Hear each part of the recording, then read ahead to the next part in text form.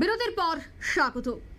পুলিশের সামনে নেশাগ্রস্ত যুবকের আক্রমণে প্রাণ গেল একজনের, এক পথচারীর। একেবারে নিন্দাজনক ঘটনা। পুলিশ ঘটনাস্থলে উপস্থিত থাকার পরেও সামান্য এক নেশাগ্রস্ত ভবঘুরের হামলা, আর সেই হামলায় প্রাণ হারায় এক পথচারী। জনরোষে আহত হয়েছে অভিযুক্ত। ঘটনা সাবরুম এসে ছবি আপনারা দেখতে পাচ্ছেন। রীতিমতো হট্টগোল পরিস্থিতি। সাবরুম মহকুমা কলাছড়া এলাকায় নেশাগ্রস্ত এবং মানসিক অবসাদে ভোগা এক ভবঘুরের হামলায় প্রাণ হারালো এক সাধারণ পথচারী, এমনটাই অভিযোগ। এবং প্রত্যক্ষদর্শীরা অভিযোগ করছে যে আজ সকালে ওই যুবক হঠাৎই উন্মত্ত হয়ে ওঠে এবং লোহার রড হাতে নিয়ে পথচারীকে ধাওয়া করতে থাকে। স্থানীয় বাসিন্দারা পরিস্থিতি নিয়ন্ত্রণের চেষ্টা করলেও তাদের মধ্য থেকে একজনকে সে প্রচণ্ড আঘাত করে এবং ঘটনাস্থলেই মৃত্যু হয় সেই পথচারীর। কিন্তু আশ্চর্যের বিষয় যে সেখানে পুলিশ উপস্থিত ছিল।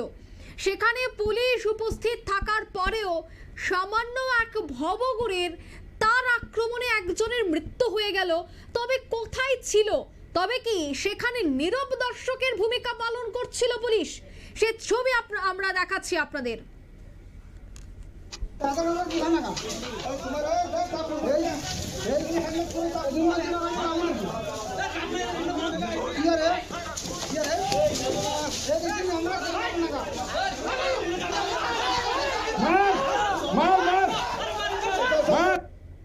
আপনারা দেখলেন কিভাবে ঢিল ছোড়াছুড়ি এবং সেখানে স্থানীয়দের মধ্যে এই ধুন্ধুমার কাণ্ড। সে বিষয়ে এসপির কি বক্তব্য শোনাচ্ছে? কি হয়েছে ঘটনা? আজকে সকাল 11:50-এ মনোবাজার থানাতে একটা ইনফরমেশন যায় যে একটা মেন্টালি ইল পারসন নাম আশিক দেবনাথ, সে একটা লোকের নাকি শাবল দিয়ে মারছে এবং অনেকে বলছে যে লোকটা মনে ডেথ হয়ে গেছে, তার কাছে কেউ যাইতে পারে না। তো বাই দিস টাইম খবর পাওয়ার সঙ্গে সঙ্গে মনোবাজার থানা থেকে বড়বাবু এবং পুলিশ রওনা হয়েছে। তো ঘটনাস্থলে আসার আগেই ওই ছেলেটা মানে এখান থেকে দৌড়িয়া পালাইছে বা পুলিশও পিছনে পিছনে গেছে, খুব স্পিডে দৌড়িয়ে গেছে, কয়েকবার যাইতে পড়ছে। তারপরে পাবলিক পিছনে পিছনে গেছে, বাজারে গিয়া সেটা দেখা গেছে সে ইনজুরির অবস্থায় পড়ে রয়েছে। তো ওইখানে কতক্ষণ পুলিশ যখন গেল দেখা গেল সে তারও ওইখানে মৃত্যু হয়েছে, ডেথ হয়ে গেছে। তো এখন দুইটা ঘটনা সাবসিকুয়েন্ট ঘটনা, তো দুটোটা ঘটনা নিয়েই আমরা মামলা নিচ্ছি। তদন্ত করে বের হবো কী হয়েছে, তদন্ত করার পরে আমরা বুঝতে পারবো। এখন তো তদন্ত চলছে ঘটনা দুইটা। দুজনে কি মৃত হয় কোনো? হ্যাঁ, দুজনের মৃত এবং দুজনেরই আমরা ডেড বডি হসপিটালে শিফট করেছি, ফরেন্সিক টিমকে বলেছি আসছে। তারপরে আজকে চেষ্টা করা হচ্ছে আজকে পিএম করার জন্য। এক্সিকিউটিভ ম্যাজিস্ট্রেটকেও আমরা বলেছি, এখানে এসপি সাহেবও ভিজিট করেছেন, সিনিয়র অফিসারকেও ভিজিট করেছেন। তো এখন দেখা যাক তদন্ত করলে পরে কী বের হয়, করা তদন্ত এখন কাজ চলছে আমাদের। স্যার, আশিক দেবনাথের কয়জন লোককে আহত করেছেন? আশিক দেবনাথে কালকে মানে তার মারকেও মারধর করেছিল ঘরের মধ্যে। আর আজকে দুইজন বা তিনজনের ছোটোখাটো বেশি না, একজনের মনে দাও দিয়া কূপ দিতে চাইছিল। তো সেও হসপিটালে গেছিল, এখন তো আমরা হসপিটালে পাইনি, ও হসপিটাল থেকে চলে এসছে। তো তিনজনকে ইনজুরি করেছে শুনেছি। Thank you sir. আপনারা শুনলেন এসপির বক্তব্য। সেখানে তিনজন গুরুতর আহত হয়েছে, তবে একজনের মৃত্যু হয়েছে বলেই কিন্তু খবর। উত্তেজিত জনতার হাতেই নিহত হয়েছে অভিযুক্ত এবং সমস্ত মৃত্যুই দুঃখজনক।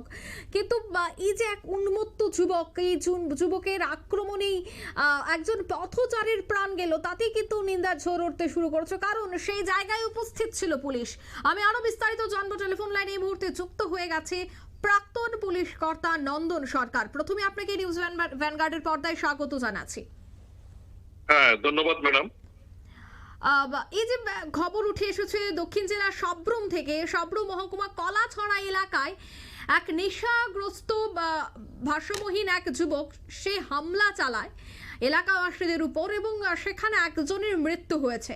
কিন্তু আশ্চর্যের বিষয় হলো যে সেই জায়গায় পুলিশ উপস্থিত ছিল। পুলিশের উপস্থিতিতেই শুধুমাত্র একজন নেশাগ্রস্ত যুবক সেখানে তাণ্ডব চালায়, কিন্তু পুলিশ সেখানে নীরব দর্শকের ভূমিকা পালন করে বলে অভিযোগ। কি বলবেন আপনি?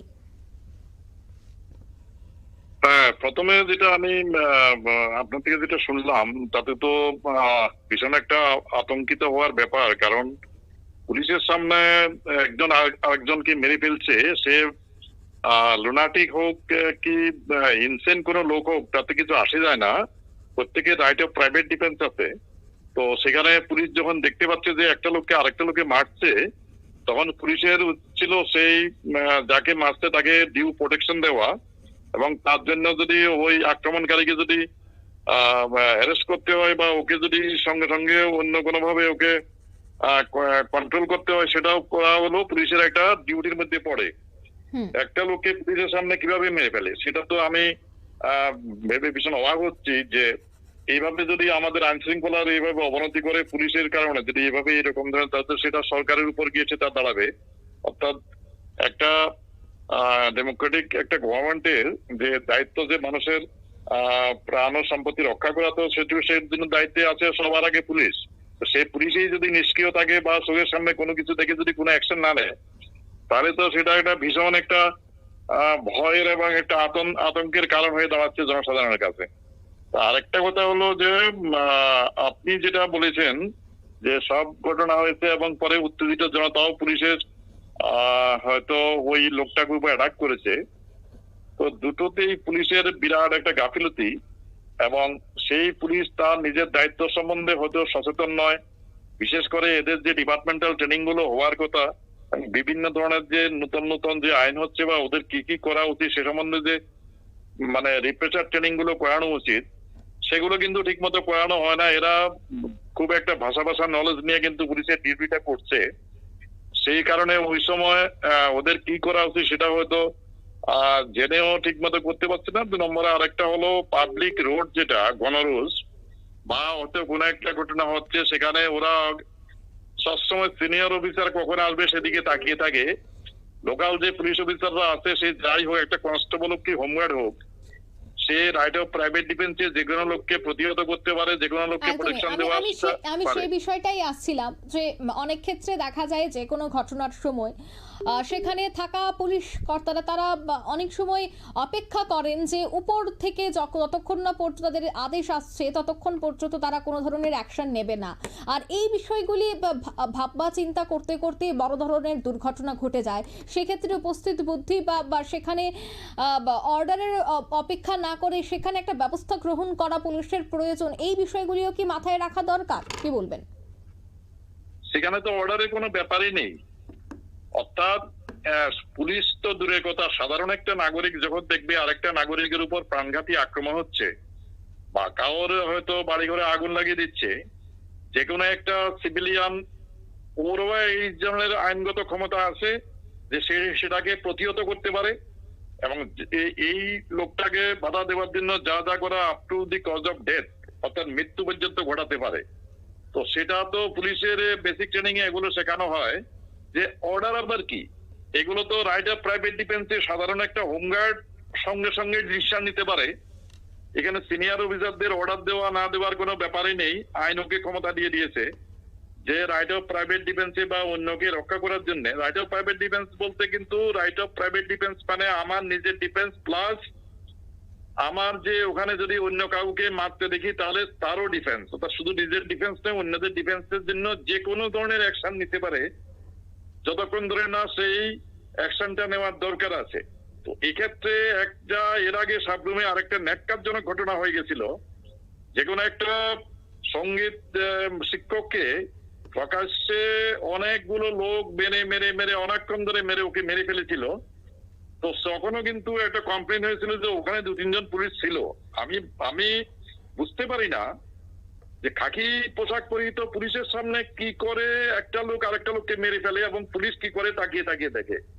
পুলিশের যদি ওখানে আক্রমণকারীকে আক্রমণ করতে যদি পুলিশের যদি মৃত্যু হয় তাতেও ঠিক আছে, কারণ ও এই কারণেই চাকরিতে ঢুকেছিল যে ও যে কোনো মুহূর্তে ও হয়তো ডিউটির খাতিরেও মরতে পারে, কিন্তু ওর সামনে একটা সাধারণ লোককে মেরে ফেলবে আর ও খাকি ড্রেস পরে আইনের ধ্বজাধারী হয়ে দাঁড়িয়ে দাঁড়িয়ে দেখবে, সেটা কিন্তু একদম একটা দেশের জন্য কিন্তু এটা বিপজ্জনক ব্যাপার ম্যাডাম। ধন্যবাদ আপনাকে। ধন্যবাদ। আমরা কথা বলছিলাম প্রাক্তন পুলিশ কর্তা নন্দন সরকারের সাথে, এবং তিনিও কিন্তু এই বিষয়টা নিয়েই আলোচনা করছিলেন যে পুলিশের সামনে কিভাবে এই ঘটনা ঘটতে পারে, যেখানে পুলিশ উপস্থিত রয়েছে, যেখানে পুলিশের উপস্থিতিতে এই ঘটনা ঘটছে, সেই জায়গায় পুলিশ কেন কোনো ধরনের ব্যবস্থা গ্রহণ করেন না। অন্যদিকে বেসিক ট্রেনিং তাদের দেওয়া হয়, যেখানে কোনো ধরনের যদি এই ঘটনা ঘটে তবে তারা কি করবে। তবে যে বেসিক ট্রেনিং দেওয়া হয় সেই ট্রেনিংয়ের পর তারা যখন ডিউটিতে থাকে তখন কেন এই বিষয়গুলি তারা ভুলে যাচ্ছে। এই সমস্ত ঘটনাও কিন্তু বারবার সামনে উঠে আসছে এবং পুলিশ নিরাপত্তা নিয়েও প্রশ্ন উঠছে।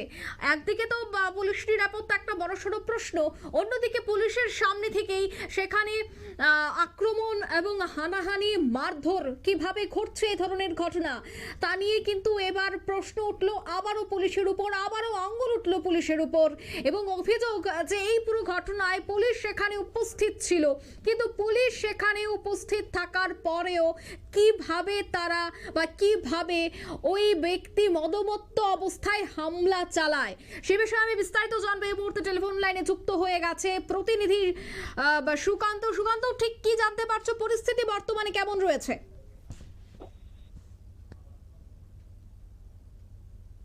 সুকান্ত, শোনা যাচ্ছে?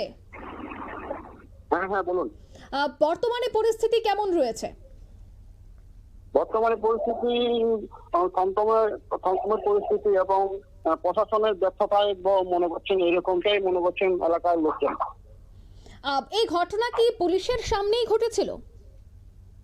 এই ঘটনা পুলিশের সামনে ঘটেছিল।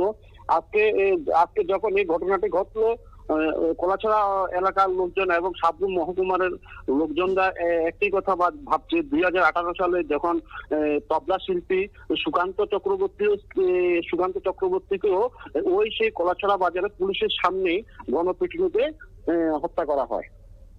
আজকে ওই ঘটনা পুনরাবৃত্তি ঘটলো। এই পুরো ঘটনায় কতজন আহত হয়েছে? এই পুরো ঘটনাতে 2 জন মৃত্যু হয়েছে, আর জনৈক যে লোকটা মারা গিয়েছে নেশাগ্রস্ত, ওর মাও তো আহত আছে। এখনো পর্যন্ত কি সে অভিযুক্তকে গ্রেফতার করা হয়েছে? এখনো পর্যন্ত অভিযুক্তকে কোনো গ্রেফতার করা হয়নি, পুলিশ তদন্ত নেমেছে। ধন্যবাদ তোমাকে। অর্থাৎ সাবরুমে ইতিমধ্যে কিন্তু থমথমে পরিস্থিতি, কারণ সাবরুম মহকুমা কলাছড়া এলাকায় পুলিশের সামনে এই ঘটনা। তবে একেবারে যে অমানবিকতা নিদর্শন তার বলার অপেক্ষা রাখছে না। পুলিশ তদন্তে নেমেছে, কিন্তু পুলিশের এই নীরব দর্শকের ভূমিকা নিয়েও কিন্তু পুলিশের উপর এবার আঙুল তুলতে শুরু করেছে সেখানকার মানুষজন। নিয়ে নিচ্ছে ছোট একটি বিজ্ঞাপন বিরতি, সঙ্গে থাকুন।